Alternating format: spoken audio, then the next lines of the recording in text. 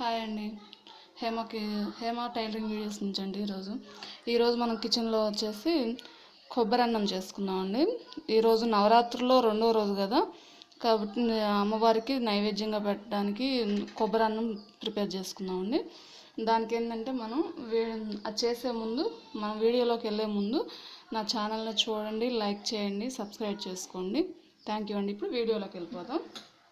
First ఏంటంటే pan పెట్టేసి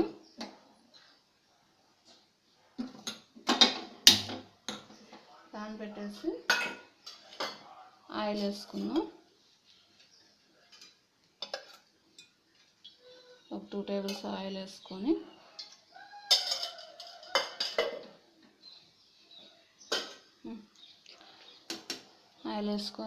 ఇప్పుడు ఆయిల్ వేడైన తర్వాత ఇదిగోండి పోపు దినుసులు, ఎండుమిరపకాయలు, అలాగే పోపు దినుసులు వేసి ఫ్రై చేసుకుందాం.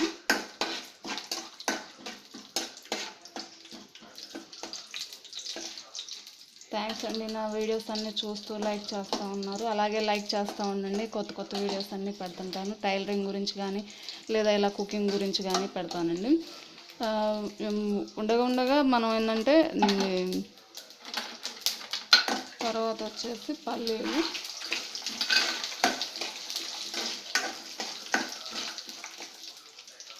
సింపుల్గా చేసుకోవచ్చండి. తర్వాత అంటే ఇప్పుడు నైవేద్యంగానే చేస్తున్నాను, విడిగా అయినా మీరు చేసుకోవచ్చు.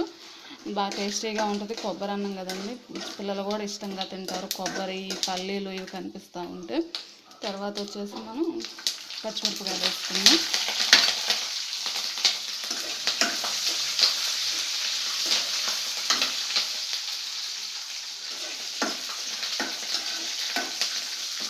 పచ్చిమిరపకాయలు ఇవి కూడా ఫ్రై అయిన తర్వాత కరివేపాకు, కొత్తిమీర వేసుకుందాం.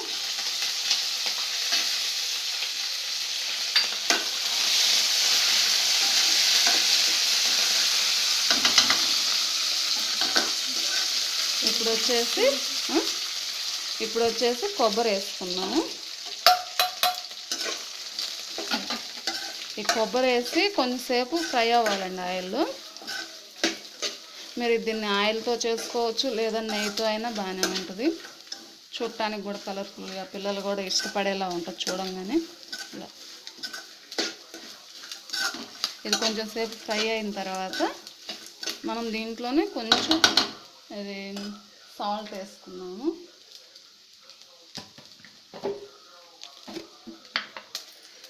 ఫ్రై అయిన తర్వాత కొంచెం సాల్ట్ వేసుకుందాం.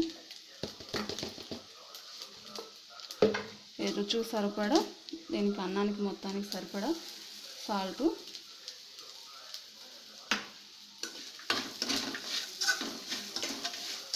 ఏం లేదండి, అన్నము అంతా ఉడికించుకొని పెట్టుకుంటే ఒక 5 నిమిషాల్లో అయిపోయింది. మీరు చేయటం కూడా పిల్లలకి ఇష్టంగా తింటారు. స్కూల్ నుంచి వచ్చిన తర్వాత అయినా లేదా ఉదయం పూట టిఫిన్ లాగా అయినా చాలా బాగుంటుందండి.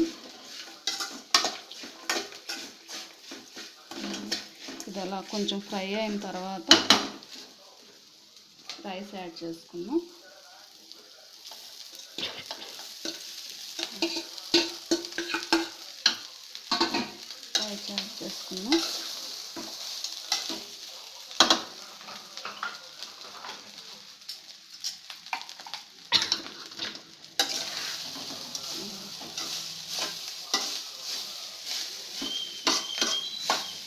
మనకిది అన్నీ కట్ చేసి పెట్టుకోవటమే కొంచెం లేట్ అవుతుందండి. చేయటం మాత్రం ఫాస్ట్గానే అయిపోయింది. పిల్లలు కూడా ఇష్టంగా తింటారు. కొబ్బరి అన్నం కదా, టేస్టీగా ఉంటుంది. అయిపోయింది. కొంచెం ఇవన్నీ వేసిన తర్వాత కొంచెం సేపు మూత పెట్టేసి మగ్గనిద్దాము. అప్పుడు ఏంటంటే ఈ పచ్చిమిర్చి ఫ్లేవర్ కానీ ఈ ఉప్పు అంతా రైస్ పట్టేస్తుంది. ఆ పోపు అంతా రైస్కి పట్టేస్తే చూడండి, తినేటప్పుడు టేస్ట్ చాలా బాగుంటుందండి. మీరు చూసారు కదా, తొందరగా అయిపోయింది. ప్లస్ చూడండి ఎంత కలర్ఫుల్గా ఉందో. ఇప్పుడు కొంచెం సేపు సిమ్లో పెట్టేసుకొని దీన్ని మూత పెట్టి మగ్గనిద్దాము. 2 మినిట్స్ అలా మగ్గనిద్దాం.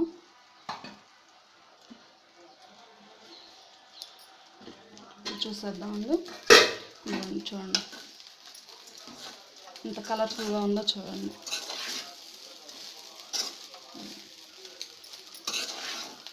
చాలా బాగుంది కదా, చూడటానికైతే చాలా బాగుందండి. మాకు టేస్ట్ కూడా చాలా బాగుంటుంది, పిల్లలుగా చాలా ఇష్టంగా తింటారు.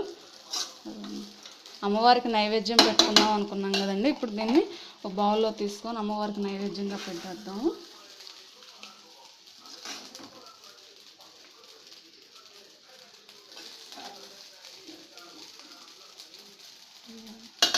ఇప్పుడు అమ్మవారికి నైవేద్యం పెట్టేసి హారతి ఇచ్చేద్దామండి. పూజ చేసుకున్నాం కానీ నైవేద్యం పెట్టలేదు. ఎందుకంటే నైవేద్యం పెట్టేసి అమ్మవారికి పూజ చేసుకున్నాము, హారతి ఇచ్చేద్దాము.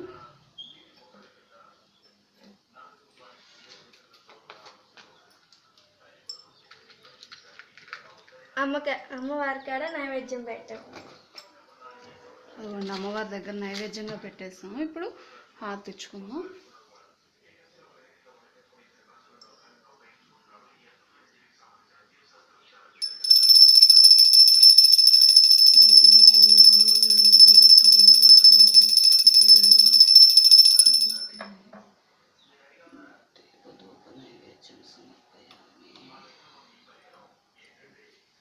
పాపకి ఇస్తున్నానండి హారతి.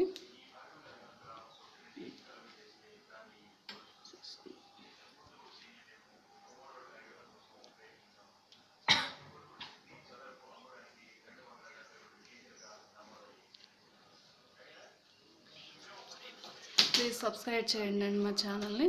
Thank you for watching.